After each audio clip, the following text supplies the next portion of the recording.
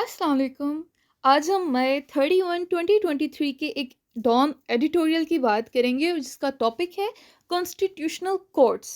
So without wasting any time let's get started. This governments legislative interventions will be remembered for making even good things seem bad because of how cynical and self-serving the intentions behind each appear to have been. Interventions कहते हैं ना मदाखलत करने को, ठीक है। तो यहाँ भी बात ये हो रही है कि इस हुकूमत की कानून साजी की मदाखलत अच्छी चीज़ों को भी बुरा दिखाने के लिए याद रखी जाएगी, क्योंकि इनमें से हर एक के पीछे कितने मजमूम और खुदगर्जी के अज़ाइम नज़र आते हैं। अकॉर्डिंग टू न्यूज़ रिपोर्ट्स, मतलब नई खबरों के मुताबिक या खबरों के मुताबिक, lawyer Irfan Qadir recently reappointed as special assistant to the Prime Minister on legal reforms and accountability has reignited a discussion on the possibility of establishing a constitutional court to work alongside the Supreme Court. Reignited, दोबारा से जलाना, ignited होता है ना आग जलाना या आग लगाना, री मतलब दोबारा से। तो यहाँ पे इस पूरा का मतलब ये हुआ कि खबरों के मुताबिक वकील इरफान कादिर, जिन्हें हाल ही में वज़ीर आज़म के मामले खसूसी बराए कानूनी इस्लाहात और एहतसाब के तौर पर दोबारा तैनात किया गया है, ने सुप्रीम कोर्ट के साथ काम करने के लिए आईनी अदालत के क़याम के इम्कान पर दोबारा बहस शुरू कर दी है। The creation of a separate court to deal with the constitutionality of various parliamentary actions and legislations was a proposal jointly agreed to by the People Parties, Pakistan's People Party and PMLN, Pakistan Muslim League Noon, under the Charter of Democracy signed in 2006. मुख्तलिफ पार्लिमानी कार्रवाइयों और कानून साजी के आइनी हैसियत से निमटने के लिए एक अलहदा अदालत का क़याम एक तजवीज़ थी जिस पर पीपल्स पार्टी और मुस्लिम लीग नून ने 2006 में दस्तखत किए थे। It was never really pursued with the required seriousness thereafter, but the PTM now feels the need to revisit it. यहाँ पे बात ये हो रही है, यहाँ पे पहले तो हमने ये देख लिया ना कि पीपल्स पार्टी और पीएमएलएन वो उनका जॉइंटली एग्री थे, उस पे इत्फाक किया था। लेकिन 2006 में दस्तखत करने के बाद क्या हुआ, उसके बाद उन्होंने इसे ज़्यादा सीरियसनेस से नहीं देखा, मतलब इसे ज़्यादा अहमियत नहीं दी, ज़्यादा सीरियस नहीं हुए इसे लेके। लेकिन the PDM now feels the need to revisit it, कि अब पीडीएम जो है, पाकिस्तान डेमोक्रेटिक मूवमेंट जो है, वो दोबारा से ये ज़रूरत महसूस कर रही है कि उस पे नज़रसानी की जाए, उसे रिविज़िट किया जाए। But the question is why? लेकिन सवाल ये है कि क्यों? पीडीएम ऐसा क्यों चाह रही है?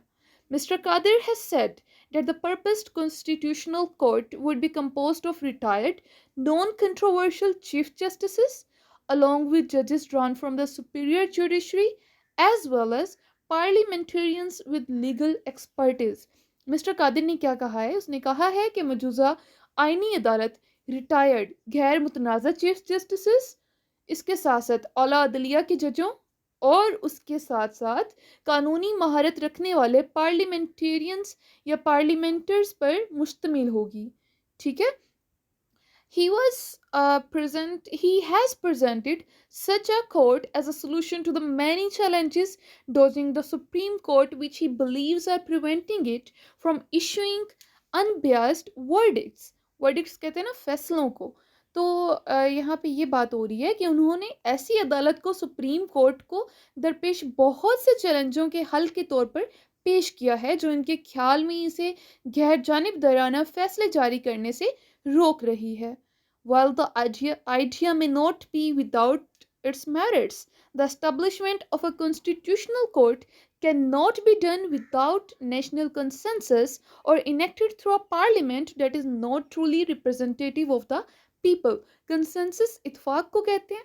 तो यहाँ पे बात ये हो रही है कि अगरचे ये ख्याल इसकी खूबियों के बगैर नहीं हो सकता, ठीक है, अपने मेरिट्स के बगैर नहीं हो सकता, लेकिन आईनी अदालत का क़याम कौमी इत्फाक राय के बगैर नहीं हो सकता, या ऐसी पार्लियामेंट के ज़रिए नाफिज नहीं किया जा सकता जो हकीकी मानों में अवाम की नुमाइंदा ना हो. This government which has denied the public their right to participate in the democratic process by refusing to hold due elections to the KP and Punjab assemblies has lost whether little more moral authority it had to make such decisions on their behalf.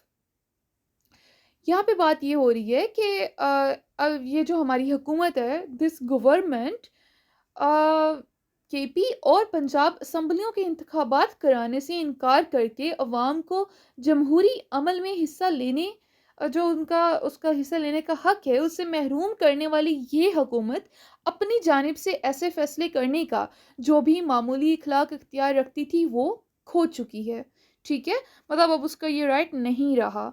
It is also rather unseemly that this proposal has been tabled not because it is a required next step in the evolution of the Pakistani judicial system, but because the government considers it a power play in its confrontation with the Supreme Court. Confrontation तो कहते हैं ना मुकाबले को या आमने सामने होने को. तो यहाँ पे बात क्या हो रही है?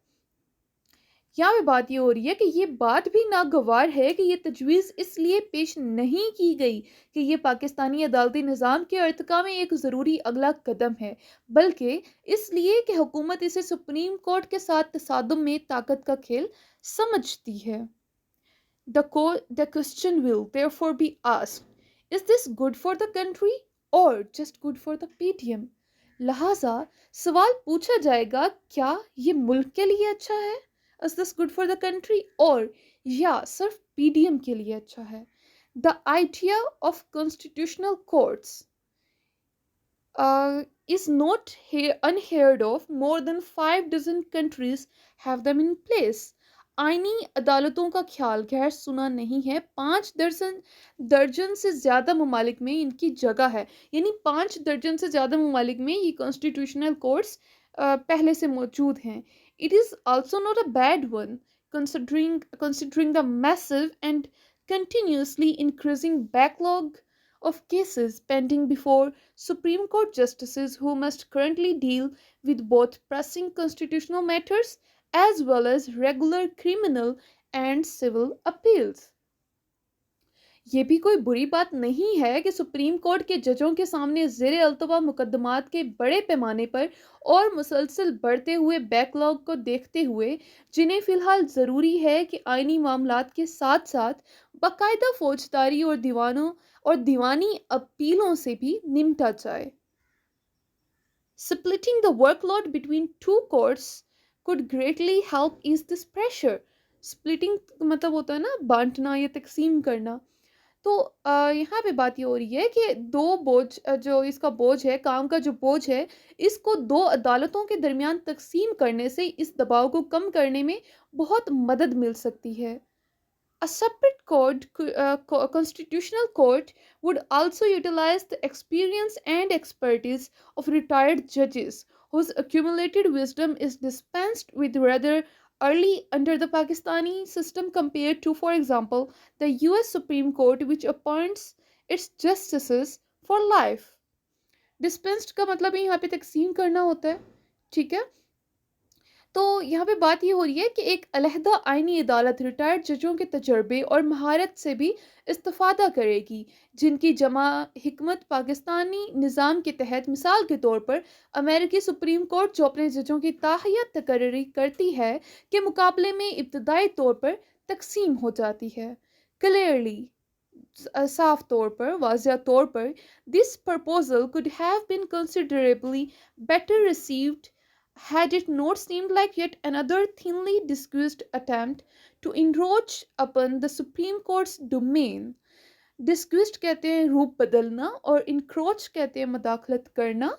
तो यहाँ पे बात ये हो रही है कि वाज़िया तौर पर इस तजवीज़ को काफ़ी बेहतर तौर पर मौसूल हो सकता था कि अगर ऐसा ना लगता कि सुप्रीम कोर्ट के दायरे इख्तियार में घुसने के लिए या उसमें मुदाखलत करने के लिए एक और बारीक भेस में कोशिश की गई है. ठीक है, कि एक और कोशिश की गई है कि उसके जो डोमेन है उसमें मुदाखलत की जाए. ठीक है, यहाँ तक हमारा आर्टिकल था। अब कुछ इंपॉर्टेंट मीनिंग्स देख लेते हैं, वर्ड्स देख लेते हैं। The first one is reignite. Reignite दोबारा जलाना, ये वर्ब है। द फायर रीइग्निटेड, कि आग दोबारा जल गई। रीअवेकन या रिलाइट भी इसके सिनोनिम्स हैं। डिस्पेंस्ड, तकसीम, ये वर्ब है। डिस्ट्रीब्यूट, वेव, सिनोनिम्स हो गए। Villagers dispensed tea to people involved in this accident, कि इस हादसे में जो लोग शामिल हैं उनको विलेजर्स यानी गांव के लोगों ने चाय तकसीम की।